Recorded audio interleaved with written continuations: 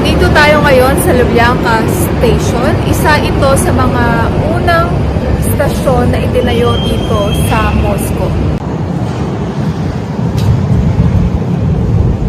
Lubyanka na pala to.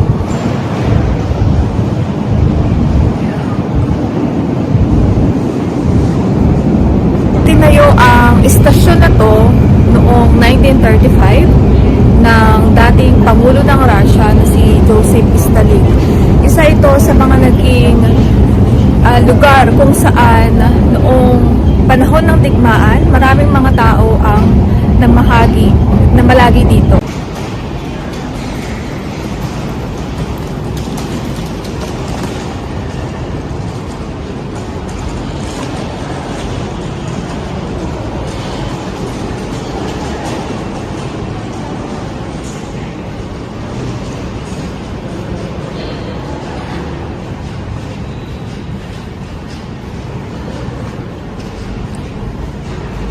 Kung mapapansin nyo, hindi ganoon ka moderno o kabago yung mga instruktura. Mapapansin nyo itong hagdanan.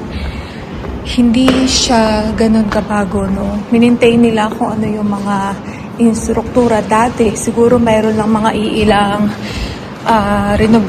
renovation.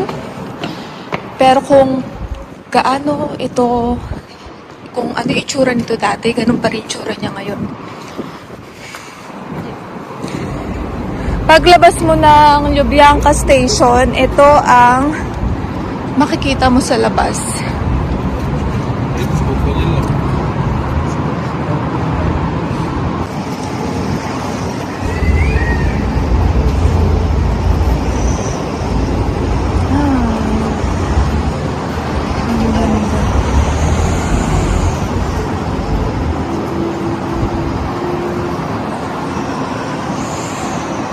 Ito ang Lubyanka Building. Sa ilalim ay Lubyanka Station at ito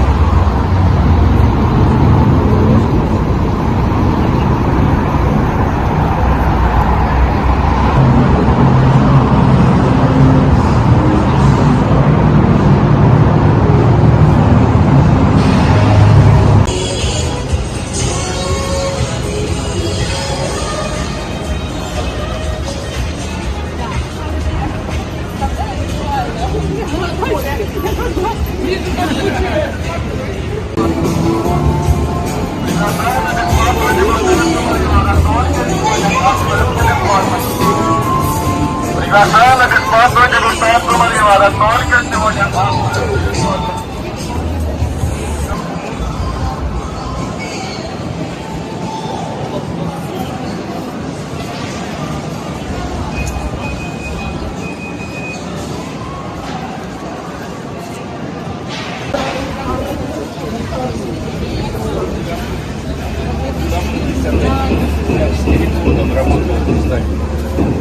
Развил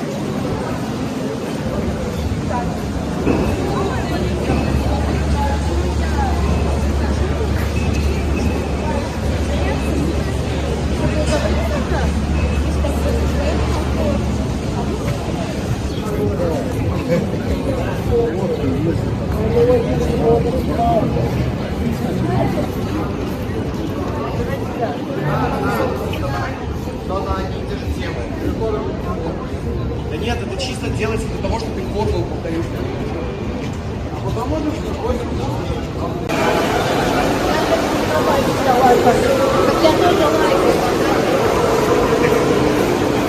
Guys, hanap tayo ng toilet. Grabe yung mall nila dito. Parang palasyo. So, sabi, ang toilet daw ay nasa 3rd floor. Tayo ng 3rd floor.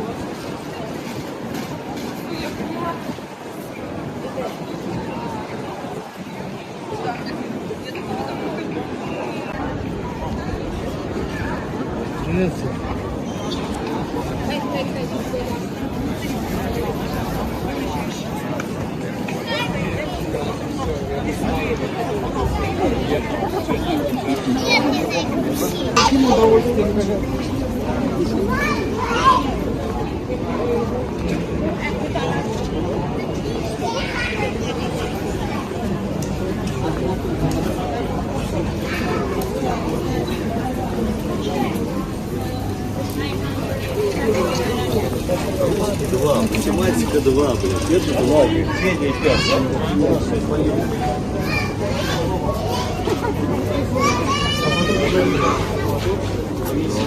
8 точно.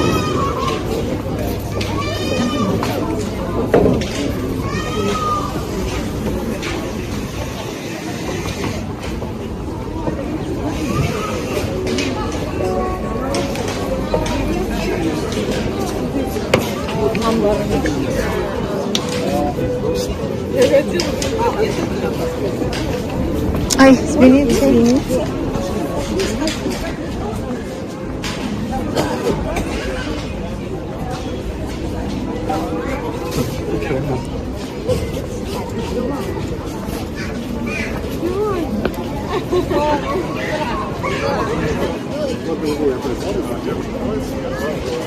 Авраам и Сара.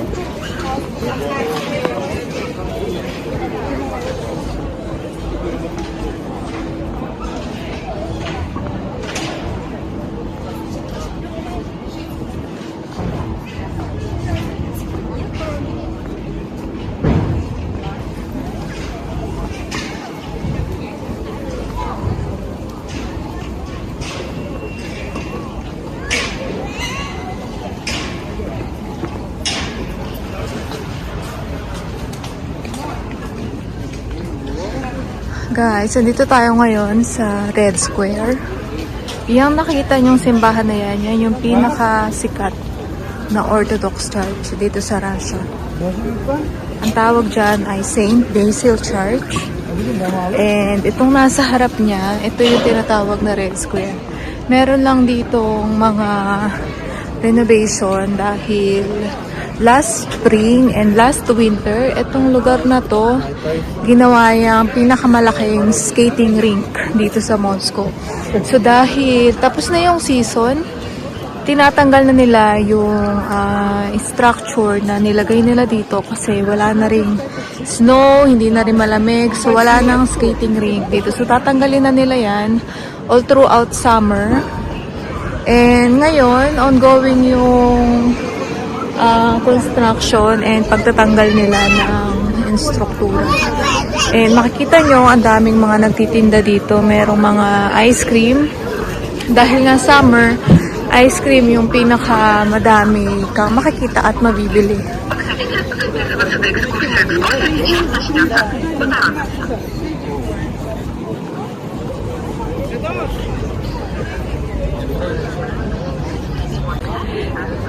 Itong structure na to, sa likod niyan, ayan yung Kremlin. Ayan.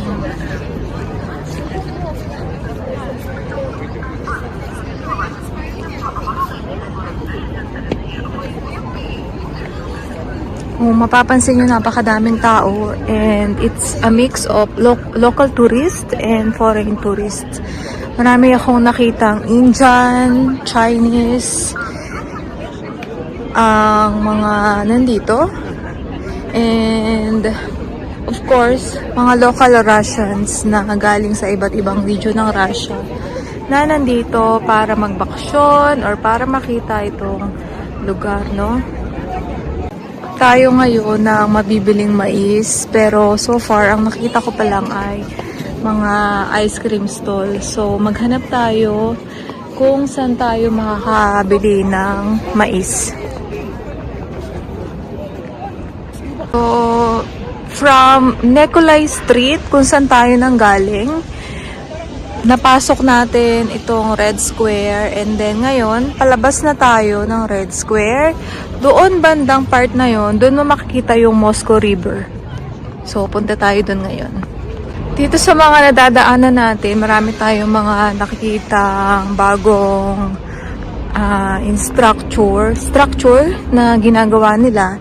Hindi ko lang alam kung para saan, but I think this is also preparation for the new season, which is summer. So gumagawa sila rito ng I think this is for some decorations. So merong mga ganyan, and dito makikita mo sa side na to, makikita mo yung pinaka view ng simbahan. Simbahan na to ay napakatandang simbahan na, and ito ay isang Orthodox church. Pero kung ano man ang religion mo, pwede kang pumasok at marami kang makikitang religious relics sa loob nito. Sa kabilang parte ng simbahan, dito mo naman makikita ang Moscow River, doon sa parte na to. Dito sa lugar na to ginaganap yung mga pagdiriwang dito sa Russia. And madalas na may mga sightings dito si President Putin, pero sa ngayon wala tayong makikitang ganong sightings kasi this is ordinary day at wala namang okasyon. Makikita nyo, itong mga tao na ito, papunta sila sa gawing side na to. Kasi dito naman natin makikita yung ibang parte ng Central Moscow na kung saan marami ding mga turista ang pumupunta. Ang Central Moscow ay napakalaki. Halos isang araw maaari mong gugulin para malakad ang buong center of Moscow.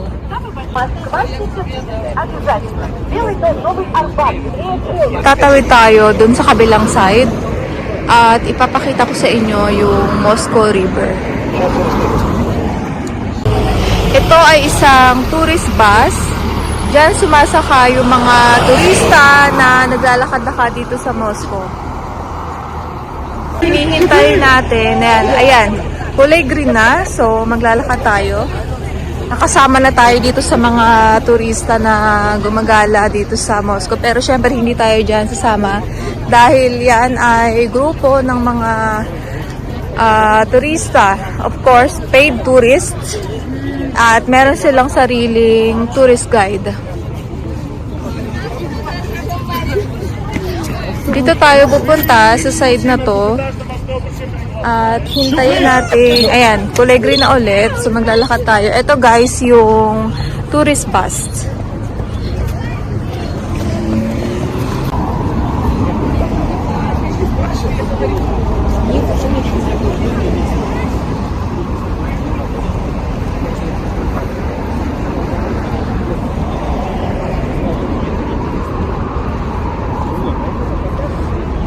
Kung makikita nyo, yung mga buses na yan yung mga sinasakyan ng iba't ibang grupo na namamasyal dito sa sentro ng Moscow, no? So, ayan sila. Mga grupo yan sila. And dito naman sa side na to, ito yung mga bulaklak ornaments na inilalagay nila. So, depende sa season. Ngayon, dahil nga summer, ang mga nakalagay na ornaments dito ay mga bulaklak at halaman. Pero depende yan kung summer or winter, spring or autumn.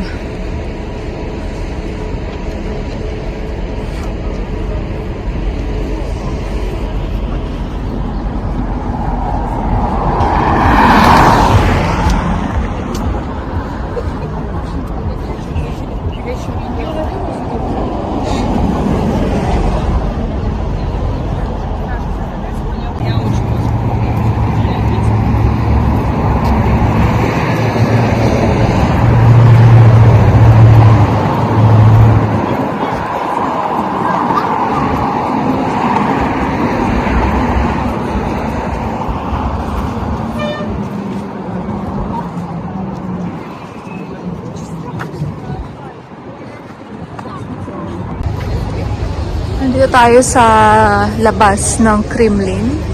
At kung makikita nyo, napakadaming tao. Puntahan natin isa sa mga veteran na nandito ngayon.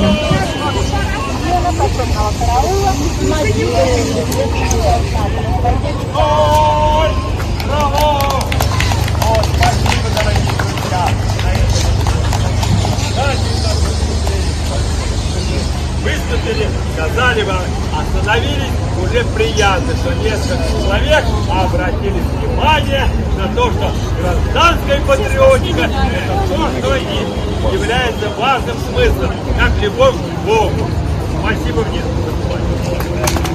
Guys, so magkaiba ang Red Square at magkaiba yung Kremlin. So yung Red Square nandun sa kabilang side at ito naman yung paligid ng Kremlin. So pwede rin kayo ditong maglakad at madalas mayroong mga programa dito, no, na isinasagawa yung Moscow government, local government. Tulad ngayon, so makikita natin